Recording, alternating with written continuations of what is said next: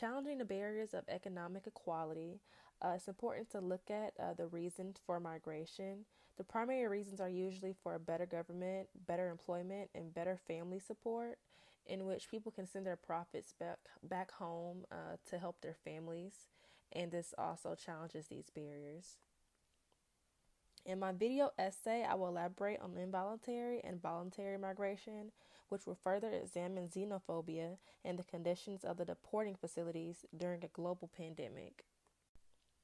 The primary difference between voluntary and involuntary migration is that voluntary migration is a decision that has been made when someone decides to start their life over and to basically move for better benefits.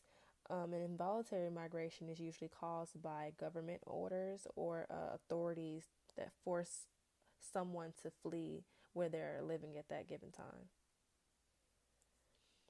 I also want to point out nativist movements, and xenophobia in migration. It's important to point out nativist movements because I think that we are valuing native born Americans to further prevent immigration, which also results in xenophobia, which is the prejudice against people from other countries.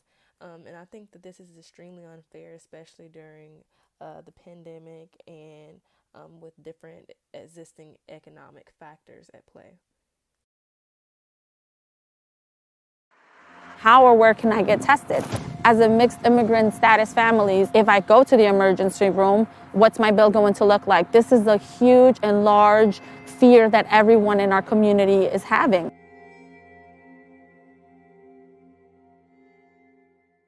When we started saying quarantine, quarantine, quarantine, it's hard to do when in our mixed status immigrant families, we live in a tiny apartment with a large group of families.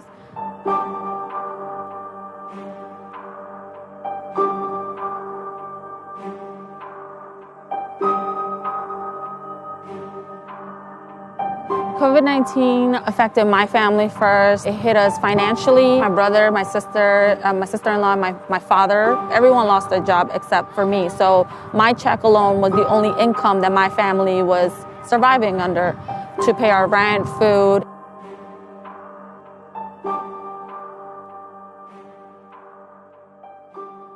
Once COVID-19 took my mother, it hit us even harder. It was a lot. It was a lot of trauma. 2 weeks after my mother passed away, I'll never forget, I received the mail. It's a hospital bill. And my father is like, literally like, see, this is why I did not want to go to the hospital. The fact that my father of 62 years old had all the symptoms, he was out of breath, he had high fevers, he was throwing up, he had everything, but he refused to go to the hospital because he kept saying, if I go to the hospital, how is my family going to pay for this?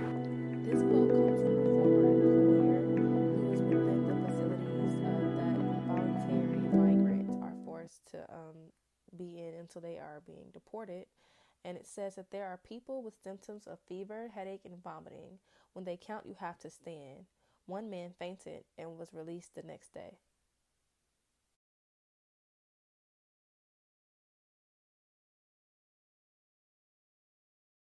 New data suggests a growing outbreak of coronavirus infections among immigrants in U.S. custody. ICE says at least 317 people in its detention facilities have tested positive for COVID-19. A federal judge on Friday ordered the Trump administration release all minors from the facilities after calling them, quote, hotbeds of contagion. Now, other countries are accusing the U.S. of exporting the virus through its deportation policy. CBS News immigration reporter Camilo Montoya Galvez has been following all of this closely, and he joins me now from Kenville, New Jersey. Welcome, Camilo. If you could explain the emerging situation across U.S. immigration detention facilities and how ICE is addressing this coronavirus outbreak.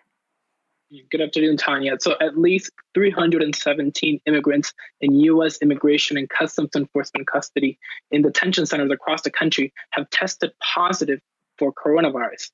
35 direct ICE employees at detention centers have also tested positive for the virus.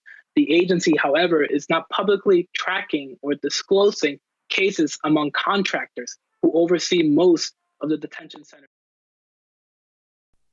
Two important principles that were addressed in Chapter 6 delve into neoliberalism, which is the protection of a certain cultural group, and also social inequalities and economic health resources that are being distributed during this health crisis. Thank you for listening to my presentation, and I hope you enjoyed it. Feel free to ask any questions.